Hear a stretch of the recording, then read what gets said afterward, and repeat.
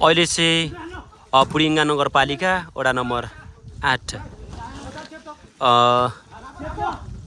मोटाबाडामा भइरहेको हाम्रो चाहिँ भलिबल प्रतियोगिताको अहिले क्वार्टर फाइनलको पहिलो म्याच कुस्कोट भर्सेस रोयल धनगढी बीच गेम चलिरहेको छ। एकदमै घम्सी तरिकाले दुईटै टिमका खेलाडी मित्रहरूले गेम खेलिराख्नु भएको छ। एकदमै राम्रो स्पाइक गर्नु भएको छ हाम्रो रोयल धनगढीका मित्रले हैन। एकदमै घम्सी तरिकाले चाहिँ गेम खेलिराख्नु भएको छ र जति जोसिला चाहिँ धनगढीका खेलाडी मित्रहरू छन् त्योभन्दा जोसिला चाहिँ कुस्कोटका खेलाडी मित्रहरू देखिरहेको छौँ हामीले। एकदमै राम्रो तरिकाले चाहिँ गेम चलिरहेको छ। ओ माई गड, दामी स्पाइक गर्नुभयो हाम्रो चाहिँ कुस्कोटका खेलाडी मित्र अर्थात् भाइले हैन। एकदमै जोसका साथ गेम खेलिराख्नु भएको छ र हामीले पनि साइडबाट चाहिँ मजा लिइरहेको छौँ गेम हेरेर। तपाईहरूले पनि यो भिडियो हेरेर चाहिँ मजा लिनु होला हैन।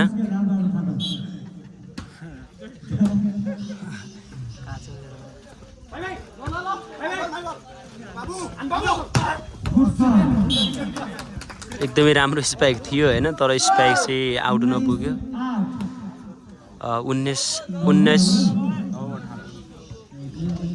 9-18 हैन। ए ओके 9-18 9 चाहिँ रोयल धनगढीको छ भने 18 कुस्कोटको। 9-18 9-18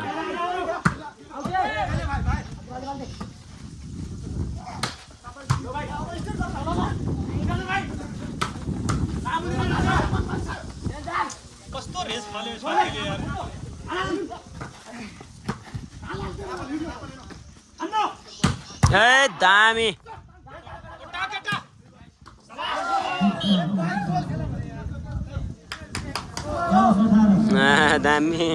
दामी जोसका साथ गेम चलिरहेको छ हैन। अहिले चाहिँ ठ्याक्कै पुरिङ्गा नगरपालिका वडा नम्बर 8 को मोटाबाडामा चलिरहेको भलिबल प्रतियोगिताको क्वार्टर फाइनल को चाहिँ पहिलो म्याच हाम्रो कुस्कोट भर्सेस रोयल धनगढी बीच भइरहेको छ।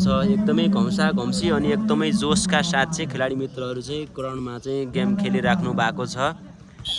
अहिले चाहिँ ठ्याक्कै रोयल धनगढीका मित्रबाट चाहिँ सर्भिस थियो कुस्कोटलाई। दामी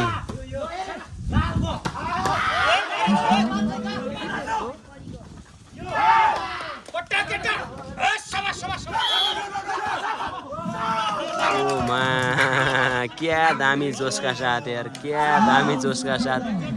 ओ माई गड, कुस्कोटका खेलाडी मित्रहरू नाइस यार, दामी गेम खेलिराख्नु भएको छ, दामी खेल खेलिराख्नु भएको छ हैन। एकदमै जोसका साथ गेम खेलिराख्नु भएको छ यार। ओ माई गड, दामी।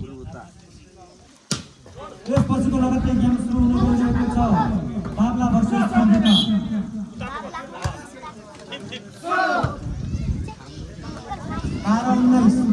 रोयल धनगढीमा 12 भने कुस्कोटमा 19 12-19।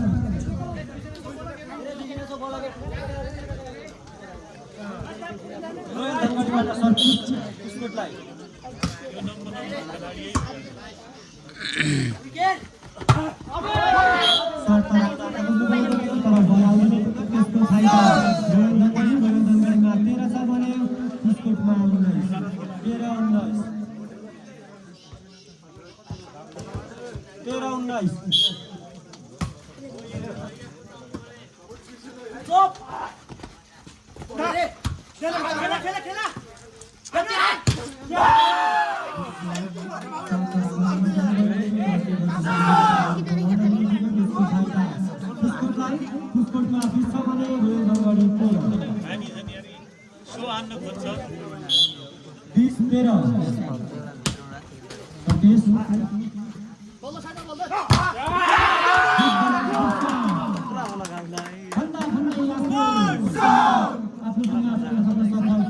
हैन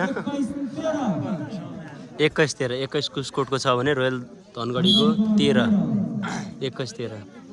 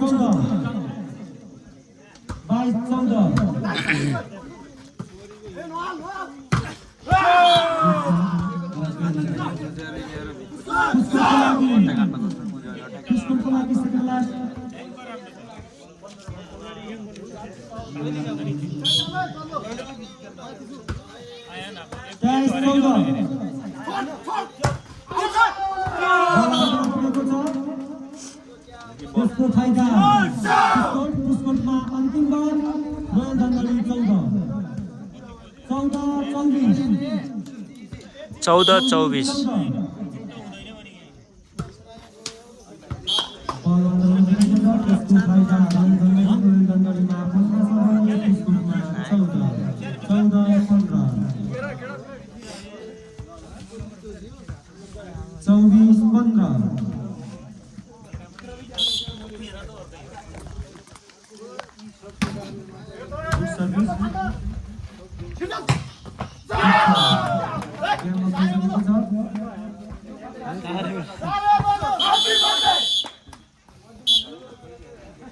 दामी यार